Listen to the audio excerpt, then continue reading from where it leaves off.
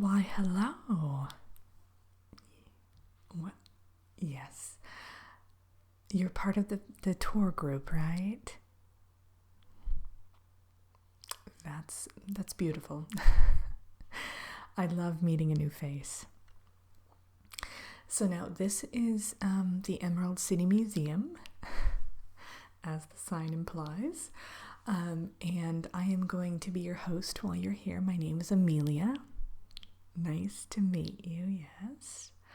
Now, this museum basically features different exhibits that explore the history of Oz as a whole and kind of highlights the most important events. Okay, we have a lot of objects here that you may recognize, and I think we should just dive right into it. Okay. Now, this first exhibit here is actually, they are the socks. Yes, those striped socks that have become so famous over the years. When the house landed on the Wicked Witch, no, the other one, yes, many people were unsure where these socks ventured off to immediately preceding that, but they were eventually found in Munchkinland, and I believe the Lollipop Guild chairperson actually found them, if I'm not mistaken, and or her daughter, I can't remember which, and they were donated to the museum. They stayed with that family for quite some time, but then they were donated to the museum. If you'll notice, there is still some magical dust on the soles of the socks, which, yes, well, many people mistake it for normal dust, but I can assure you there's nothing ordinary about that. When we turn off the lights, it glows, kind of a fluorescent green. Yeah. This next exhibit here is actually the first brick that was laid down on the yellow brick road many years ago. It had come loose shortly thereafter, and kind of as a symbol of Oz, it sits here just to remind us that every journey begins with a single step, in this case a single brick, and great things start small. So this brick is just a typical brick that's been colored yellow, quite honestly, with some good old-fashioned spray paint. Yeah, many people think that they are literally made of gold, but they're not. I mean, we don't have that in our budget. Maybe gold-plated bricks were considered at one point, but even those can get quite costly. And plus, we have to replace them so frequently because the horses and the wagons and the foot traffic we get down that road, it's just tremendous. So very economical. The next exhibit I'd like to show you is actually Glenda's wand. It was her original wand that she had when she first met Dorothy. This is one of my favorite exhibits, quite frankly. I just adore this wand. It's so classic. A lot of wands you see these days are very over the top, sequins and diamonds, gemstones galore, but this one is just very traditional. Yeah, it has a little bit of glitter, of course, and then you see where it comes to the point there at the top. It's a little star pattern. It's beautiful in its simplicity. And then that brings us to this exhibit. Now, this is a piece of the house that Dorothy originally traveled in, I should say. It's actually a wood panel that splintered off the side. Now, we used to have a roof shingle and I believe the doorknob from the front door, but over the years they've kind of degraded, and no amount of magical preservation could help them. So for now, all we have is this, and there is a spell on it now that's kind of keeping it somewhat together. Hopefully it lasts.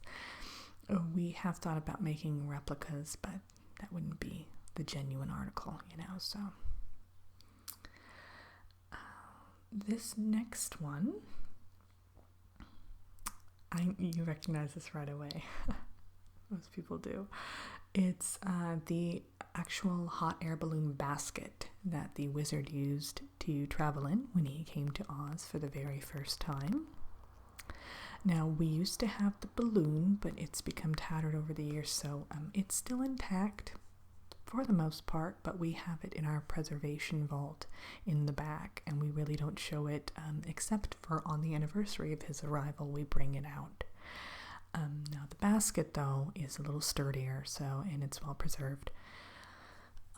If you can see there's even items that he used when he was first here. You see there's a little top hat and his kind of, it looks almost like a doctor's bag. Yeah, there's even pamphlets in there from his carnival show. I know. Let's see here. Okay, let's go to this exhibit. This, since we're on the subject of the wizard, this is the original projector that he used when Dorothy first came to our realm. Yes. Well, now there's all sorts of magical, whole magical process that takes place behind the scenes to ensure that the wizard remains safe. But we all know, that curtain's been pulled back, so we all know who he is and all that good stuff. So it's mainly for safety reasons now that he's kind of protected from the general public. Yeah, some people don't have the best intentions in mind for him, so. All right. Now this exhibit is very interesting. These are some pamphlets. About 100 years ago, there was a big sort of movement to free the flying monkeys, and it did grant them some rights.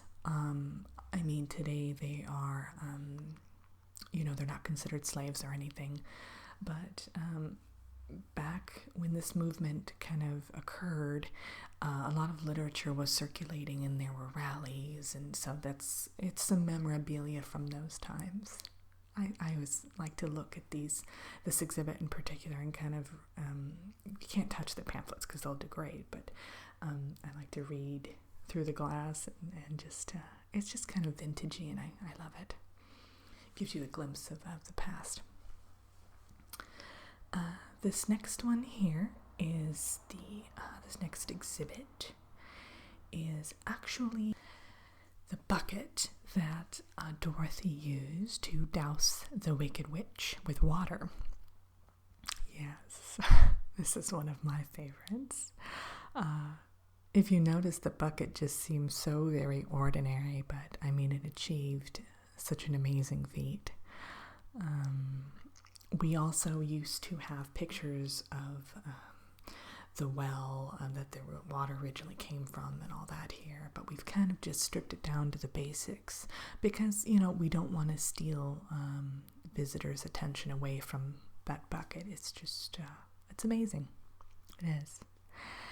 The last exhibit I'm going to show you is something rather fascinating. Yes, it is actually a collection of all of the objects that were originally given to the Dorothy group. That's what we call them. For instance, it's the heart, the medal for the symbol of bravery. Yeah, you recognize them all? I just love it. Now, we used to have alongside here the ruby slippers. Recently, however, we noticed they were degrading a bit, so they're being professionally retouched. and preserved. So they'll be back out again soon. We do have a photo on the wall of them right there that kind of tells you what they look like. But have you been to the Shumpor? Okay, yeah.